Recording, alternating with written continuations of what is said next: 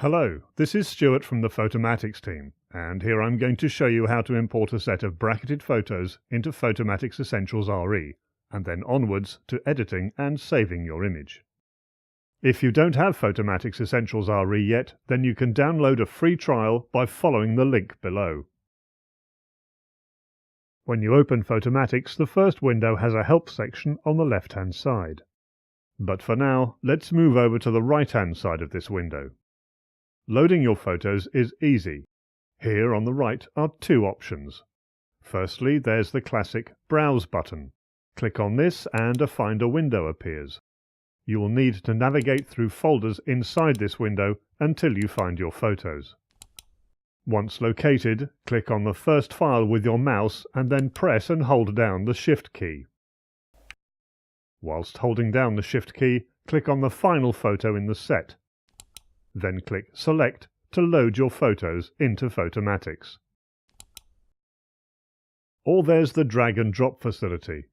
By going directly to your image file or folder on your computer, click on the first photo with your mouse, hold down the Shift key, and then click on the final image in the set.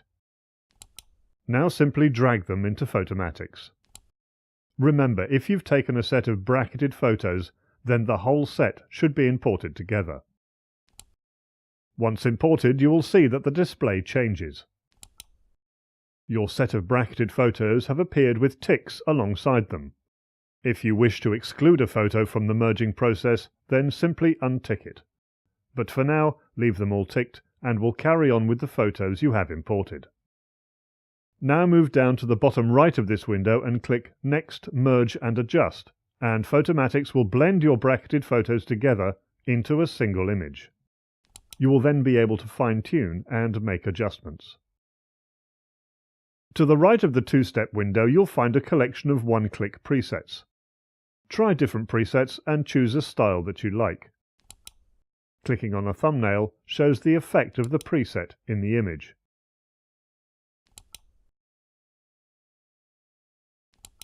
Once you've found the preset that you like, you can refine the effect by adjusting the settings sliders on the left-hand side. For instance, move the Shadows slider to the right and the dark areas of the image become brighter, and darker when you slide to the left.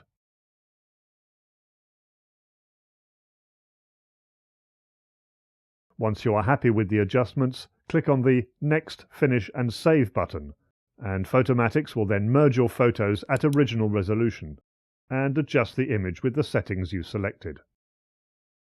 You are now at the last step, the Finish and Save window. At this point, there are a few more adjustments you can make. On the left-hand side, you'll find Sharpen, and below that, Contrast. Sharpen, as the word suggests, will sharpen the edges and lines in your image.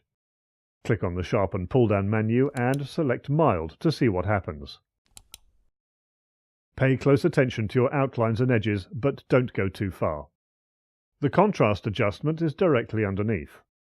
Low contrast images look flat or dull, whereas high contrast will brighten the highlights, but can also darken your shadows. Select Mild Contrast and see what happens to your bright and shadowed areas. Now we move down to the Crop tool. This allows you to make a custom crop of your image. By clicking your mouse and dragging it across the image, you can decide on the portion of the image you want to crop. But if you're uploading your image to MLS, then the MLS system is going to need an image with a fixed aspect ratio, a ratio of 4:3. Here I should explain aspect ratio. Typically, a photograph from a camera has an aspect ratio of 3:2. That's 3 wide by 2 down. However, MLS systems use images that have an aspect ratio of 4:3. That's 4 wide by 3 down. So that you can crop an image to fit an MLS system, be sure to check Use Fixed Ratio 4:3, so that your image fits into a 4:3 frame when you crop it. When you check this button, a 4:3 frame appears. So with your mouse, all you need to do is to decide its size and position. When you're happy with the cropped frame, click Apply. But if you're not happy with the result, then simply click Undo Crop and start over. But for now, we'll carry on. Next, we'll move down to Save with Size. When you open the drop-down menu, you'll see a list of sizes and resolutions. The larger the image, the higher the resolution. A low-resolution image is best when viewed on the web, as it makes the image load faster, which is particularly important when viewing on a mobile phone, and most online places require a low resolution anyway. Whereas a full-sized image is best if you're going to upload to the cloud or print it. All you need to do now is to save your chosen image.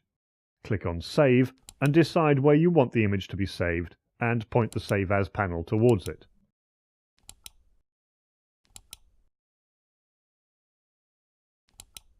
Your image has now been saved, and to find it, navigate to the folder you chose to save the image.